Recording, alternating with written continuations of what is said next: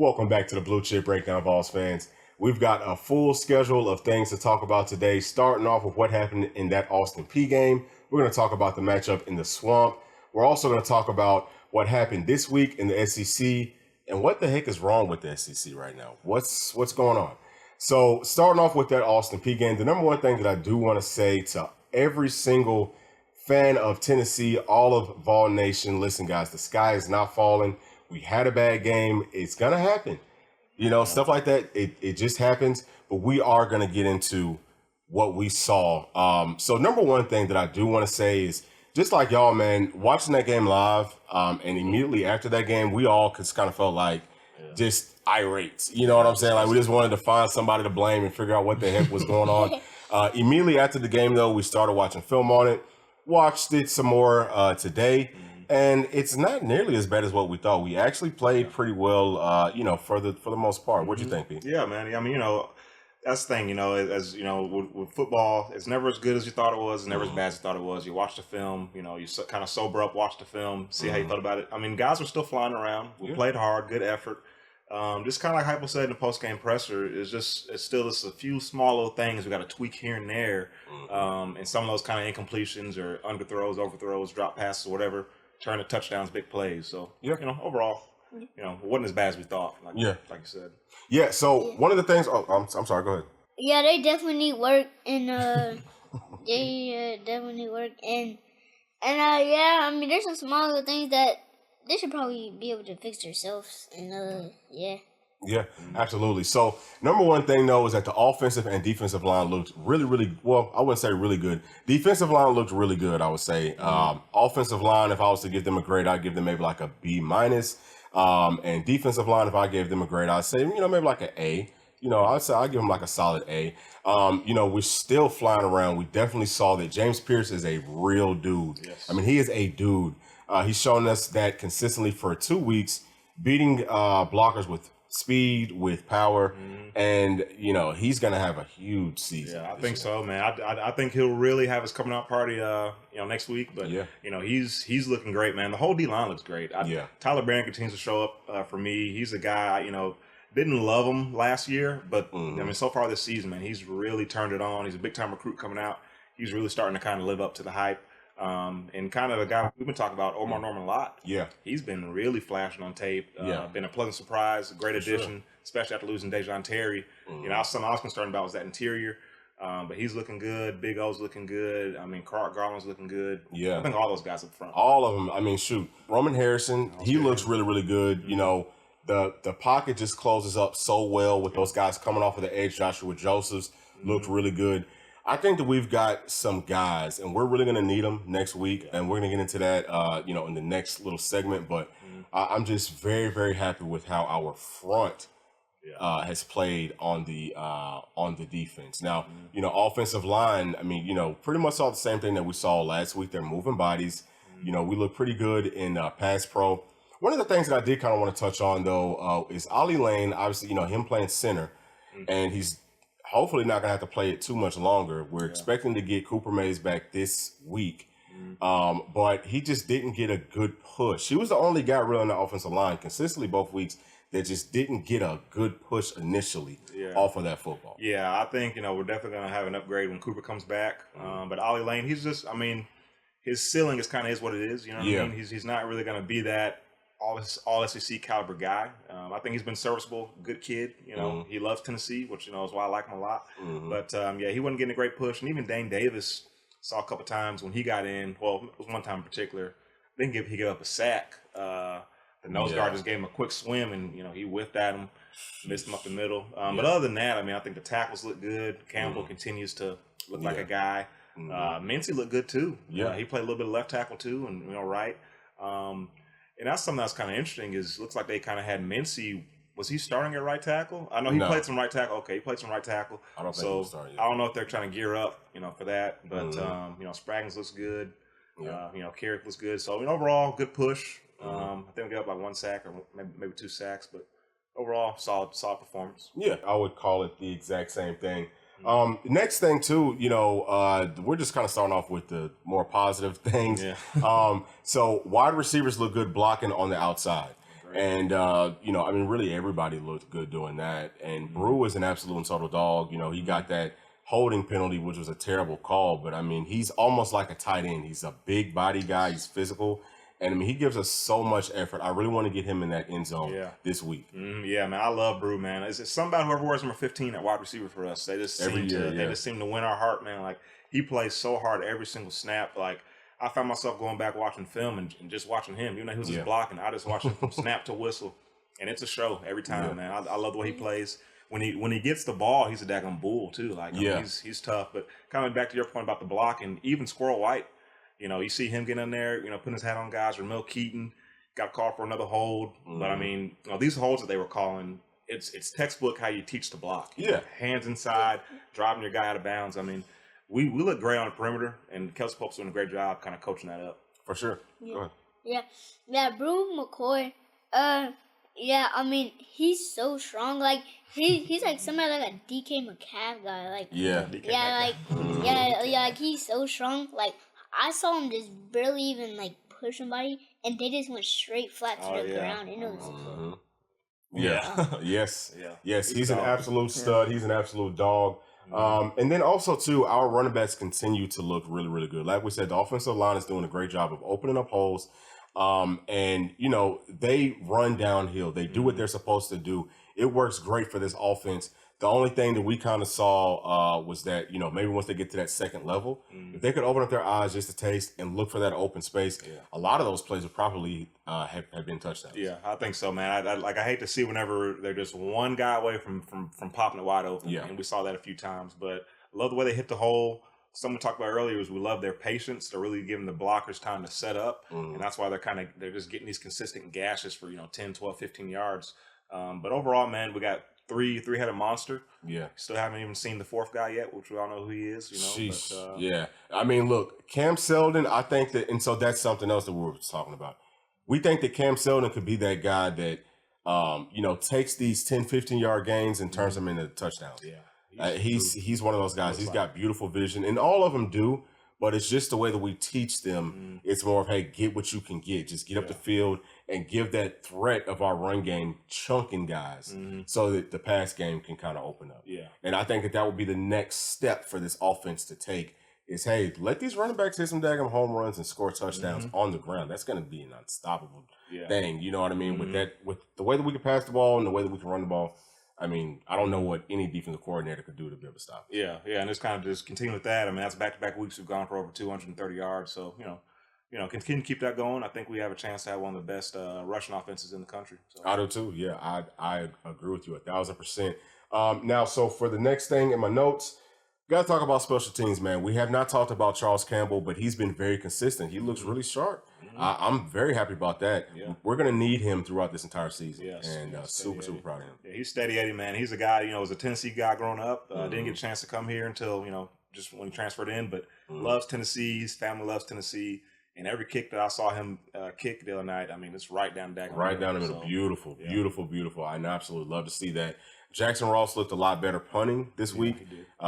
He looked pretty terrible last week, but just really happy to see that. Obviously, we're going to need him at some point this season. You never plan on having to punt, but just to be honest, you're going to have to do it at some point in every single game. And that was huge. That's something that kind of Austin Price and his bunch mentioned, is that maybe he was a little nervous his first game. Yeah. Went out, played in front of 102,000, and, moment didn't seem too big for him. So hopefully he can carry that over on the road in a hostile environment in the swamp next week. Yeah, boy, that's going to be something to see. Hopefully he can do that, because if he's nervous, pretty much playing at a home game inside of Nissan Stadium, boy, once he goes down to that swamp, and, that's something that we don't really have on our docket to talk about. That's something that I'm a little bit worried about with Dante Thornton, too. I don't know how he's going to handle that at all, because it does seem like up to this point, the moment has been a little bit too big for him. He had some easy drops. Just some plays, and he had some tough catches that he could have made. But I want to see more from him. I want to see a lot more from him. Yeah, hopefully he can get settled in and just believe in himself and just know, hey, you're a stud and you're supposed to be here. Right. Now it's time for you to go out there and just have fun, ball out. So next thing that I wanted to talk about is that defense, that secondary. Wesley Walker had a hell of a damn game. And he might be, now that Keenan Pilley's out, he might be the best player on our defense. Going back and watching that film, he balled. He shows up, man. Every game he shows up. Even going back to last season, he shows up.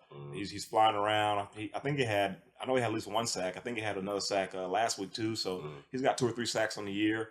Looks good in coverage. I mean, he flies downhill in the run game. I mean, he's, like you said, he's probably our best guy, most consistent guy on defense, kind of outside that defensive line. All those guys. Yeah. I was gonna say, go ahead.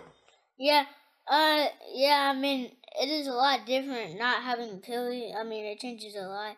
But yeah, last game versus Virginia, I saw Pilley got a couple of sacks, and Yeah.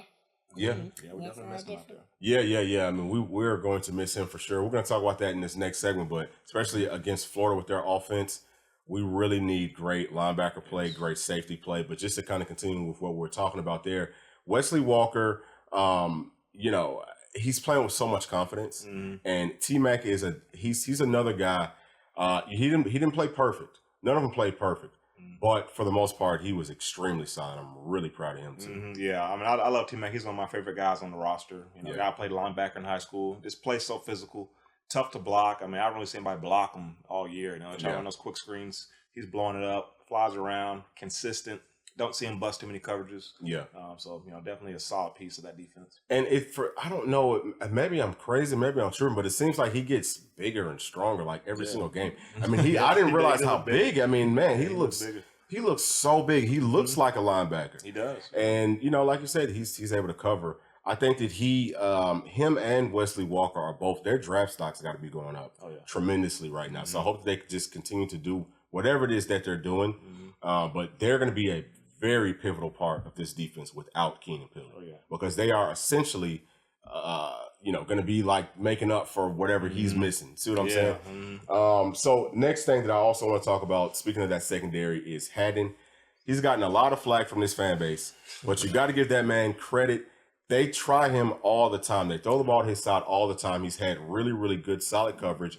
He did get called for that pass interference, which that was tough. He was in a pretty good position, but you can call that on every single play. You can just say, hey, run a deep route. I'm going to throw it short.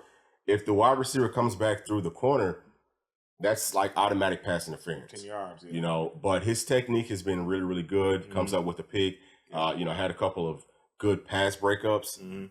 I'm proud of him. Let's start giving this man his daggone flowers. Yeah, I think so, man. I mean, I think people still have a sour taste from last season with him. So they kind of just, have that kind of preconception of him. But he's, like you said, they try him like all the time. He's getting 20 balls thrown his way a game. Yeah. And maybe giving up one catch. You know what I mean? Like he's doing a great job.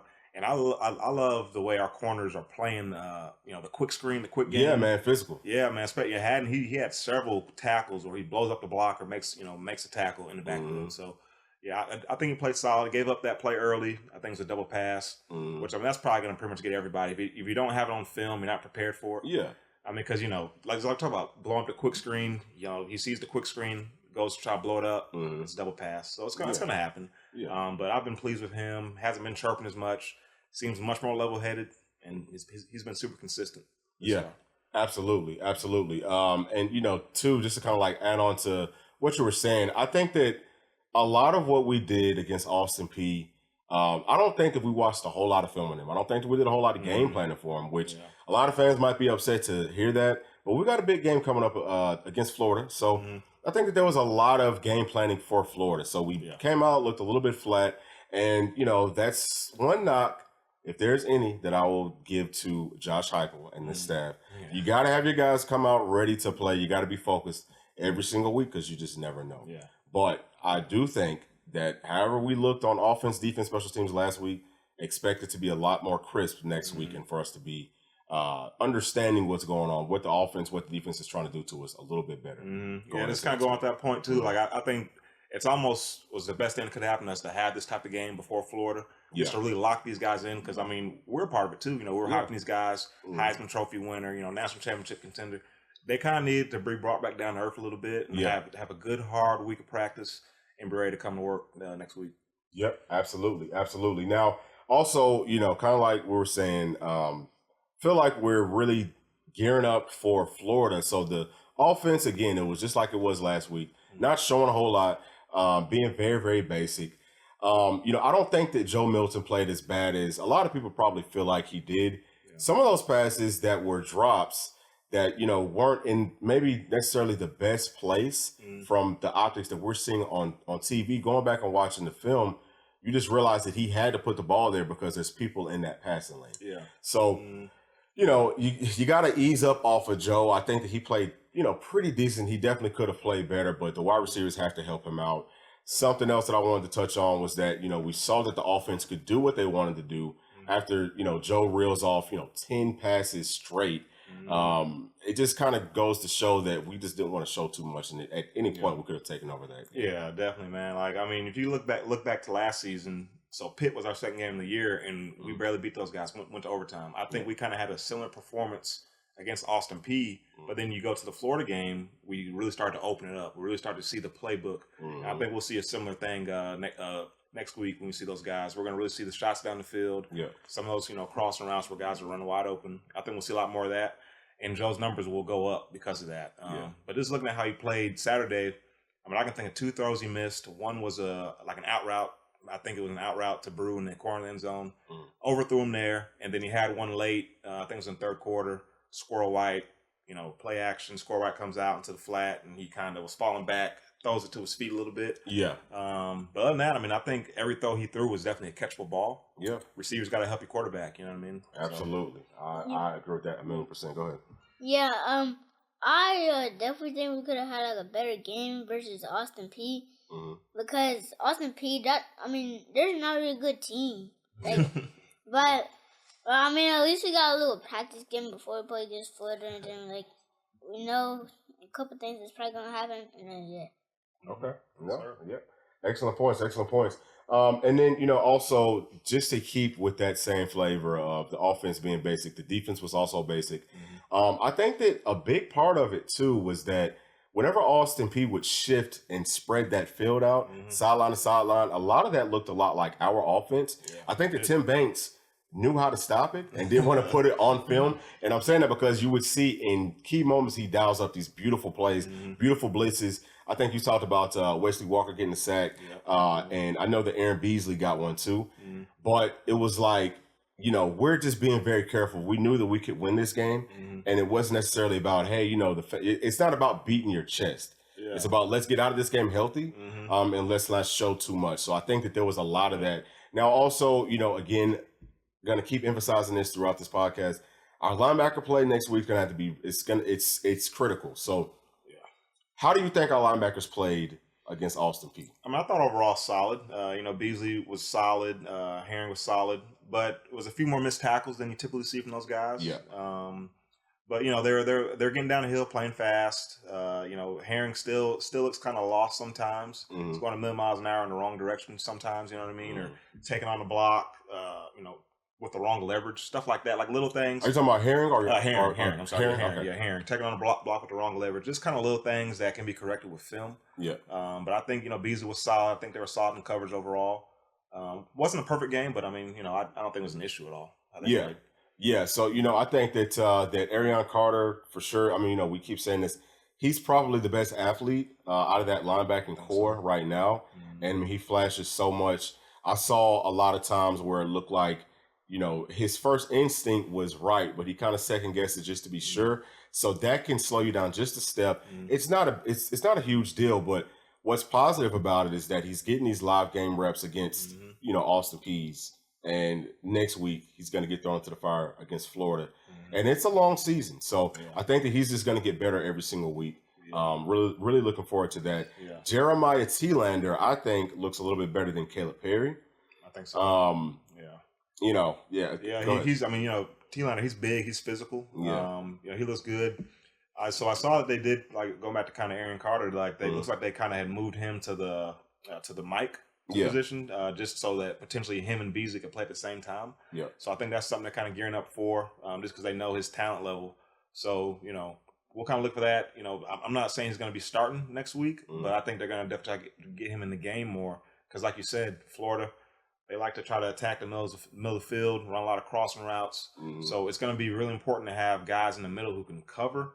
and kind of have the athleticism to run with receivers across the field, or pick up a tight end, running back, whatever. So it's been a look out for that. Yeah, for sure. And the only thing about Arion is, he definitely has all the skill sets to be able to do whatever you want a linebacker to, whatever you could even think of a linebacker doing.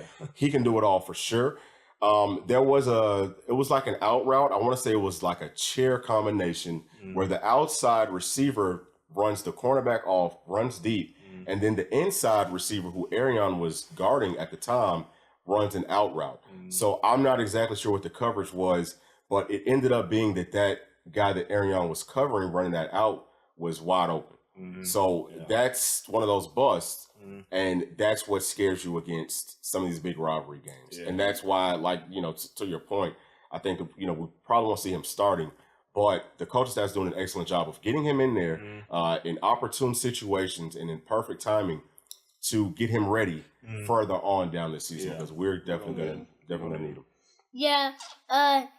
Yeah, I mean, if we had Nick out there, it would have been a lot better. Probably like some better passes and stuff like that. And a lot of stuff like, I mean, they say he was hurt, but I saw him like in full gear, and like whenever I see that, I don't think people are hurt that bad.